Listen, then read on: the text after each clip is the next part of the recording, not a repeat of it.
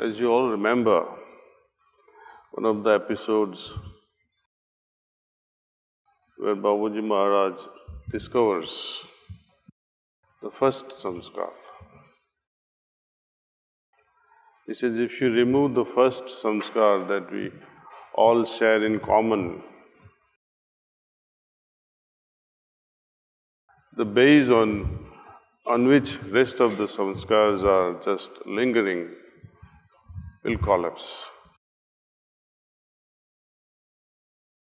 So, what is that first samskar?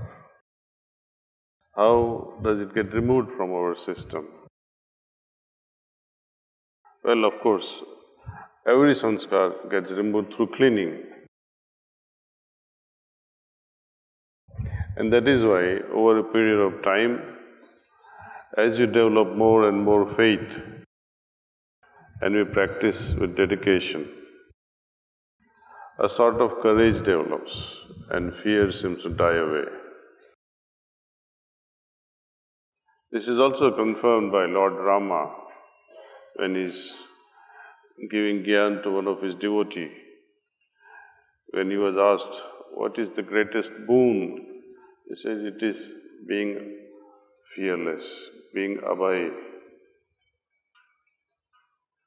In Sahaj Marg, in our day-to-day life, despite of this daily cleaning by individuals, by having individual sittings through preceptors, attending group satsangs, it serves a great purpose of removing samskars which gets accumulated at different layers of our consciousness. Daily samskars, daily impressions are easy to remove through our evening cleaning process.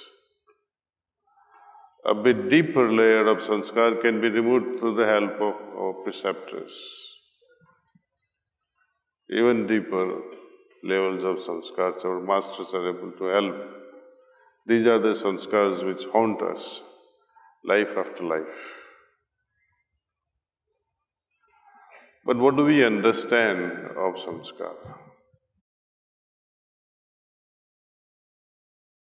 When we remove samskars, what happens? Let us say you had an argument with someone, or you had such a very pleasant experience with someone in discussions. You have a memory associated with such encounter. Would the removal of memory or forgetting such a memory be equivalent to removal of samskars? No. It is only when I am able to forgive the bitter experience that I had because of some interaction with someone. I may remember the encounter with someone which is displeasing, but totally removing the emotional part of it amounts to not forming impression. It is the emotional burden that is associated with our memory that creates some samskar. Emotional burden means I am saturated with so much of dislikes or likes. Only two things. So in our day-to-day activities, moment to moment, how vigilant are we with our reactiveness? Are you still reacting, or are you in osmosis with the source? We have so many ways of reducing this burden, diffusing how we avoid forming samskaras. One of them is constant remembrance. When we are in absolute state of constant remembrance, when we are in osmosis, our with our Maker, with our Master's remembrance, with deep love in the heart. When we are performing our acts with utmost devotion, then we do not form samskars.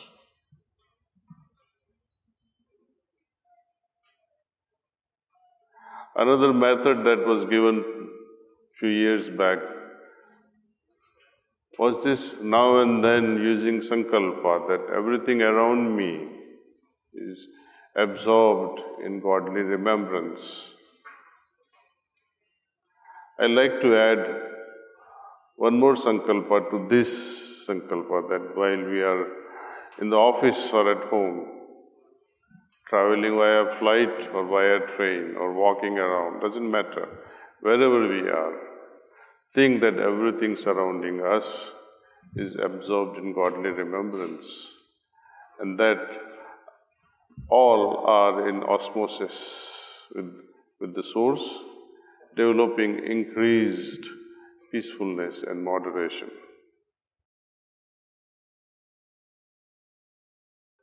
While remaining in osmosis with our Source, have this sankalpa that things around me are becoming more peaceful, everything are developing moderation.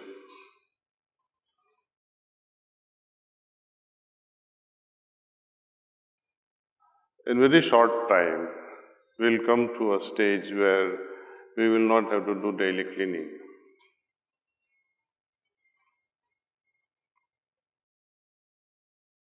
Cleaning means you continue to collect dust in your consciousness.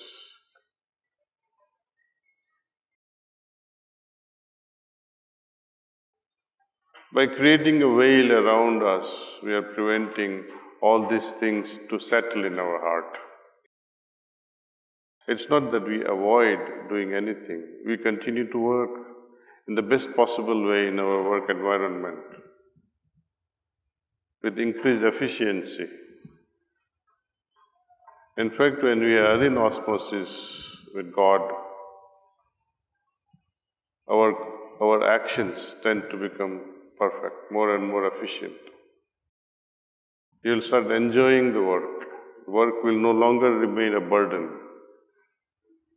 A lot of people say they like to retire. But I am of a belief that all your spiritual wealth, all your spiritual accumulations can be exercised best in the working environment in the material world. Material world, the family life gives us challenges, and against these challenges, we use our spiritual wealth. We test out our abilities, our spiritual genius, if you like to call it. It is put to test. And like anything else, anything put to test only becomes better and better. Only cowards, they'll give up such challenges.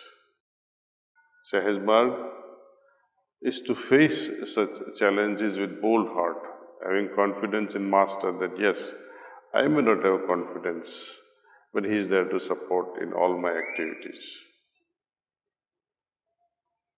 So with this little heartfelt, I would say, I would not like to call it anything else, but I like to share this inner feelings of my heart to come to very essence of Sahaj Marg, that whatever is stopping us, it's samskars, and we should be vigilant about how to not form the samskars. That is the first step. Otherwise, all throughout the life, if you go on cleaning, it will be disappointment.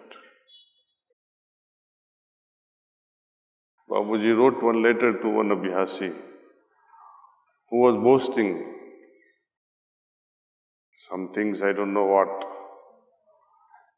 He was praising himself, साहब मैं तो बहुत दिल से साधना कर रहा हूँ 15 साल से 20 साल से.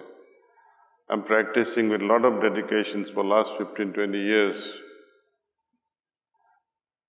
I'm very regular in my practice, etc., etc., But Babuji had his own wisdom. He says, I'm sorry to say that you are still practicing.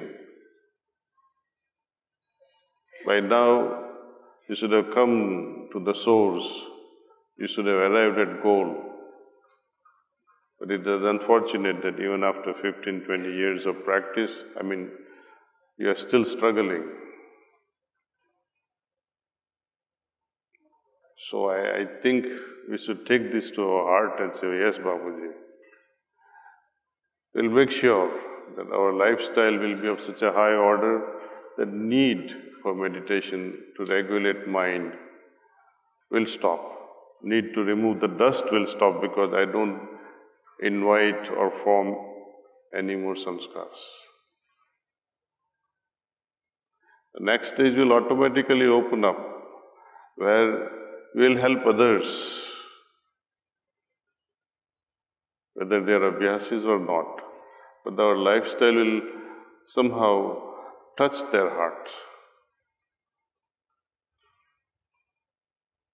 Anyway, enough for today. Thank you.